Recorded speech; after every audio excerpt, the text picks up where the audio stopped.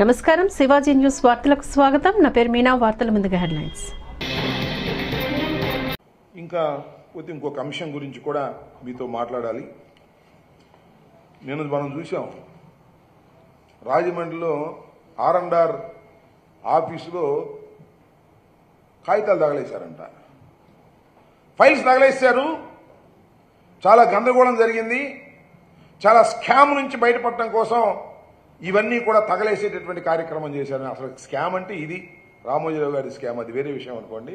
ఇంత పెద్ద స్కామ్ నాకు తెలిసి భారతదేశంలో ఎక్కడా లేదు. అంత పెద్ద స్కామ్ రామోజీరావు గారు 50 సంవత్సరాల నుంచి చేస్తూనే ఉన్నాడు. కాగితాలు తగలేయంగానే దానిలో ఒక పెద్ద స్కామ్ ఉందంట. ఎమ్మటి వచ్చారు అందరూ కూడా, ఆర్డీఓలు, కలెక్టర్లు, ఎలక్టర్లు అందరూ వచ్చేసి ఏదో చెప్పారు, చూసుకున్నాను. నేను మనవి చేస్తున్నా, ఏంది ఫైల్స్ గొడవ?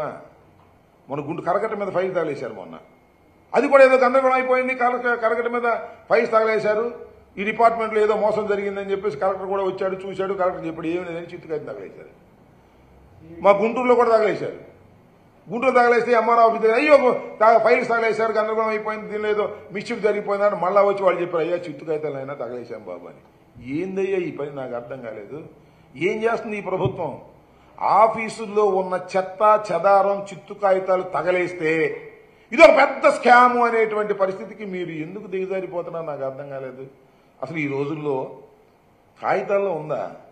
ఈ కాగితం చేస్తే కంప్యూటర్లోకి వెళ్ళదు, ఫొటోస్ తీసి మళ్ళీ కంప్యూటర్లో పెడతారు. ఈ ఫైలింగ్ అంతా వచ్చేసిన తర్వాత ఆ కాగితాలు ఈ ఆఫీసులు ఆ ఆఫీసులు తగలేస్తే ఏమైంది?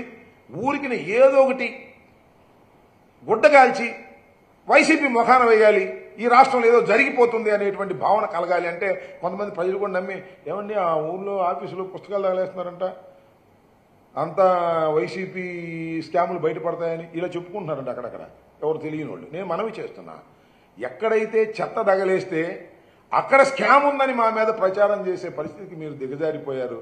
అందువల్ల ఒక జీవో పాస్ చేయండి అయ్యా రాష్ట్ర ప్రభుత్వం. నారా చంద్రబాబు నాయుడు గారు ఒక జీవో పాస్ చేయండి, ఏ ఆఫీసులోనూ చెత్త తగలేయడానికి వీల్లేదు అని. చెత్త తగలేసుకోకుండా ఉంటే అప్పుడు మీకు ధైర్యం వస్తుందేమో. లేకపోతే చెత్త తగలేశారని మా మీద బురద జల్లేటటువంటి కార్యక్రమాలు చేస్తున్నారు, చాలా దుర్మార్గంగా.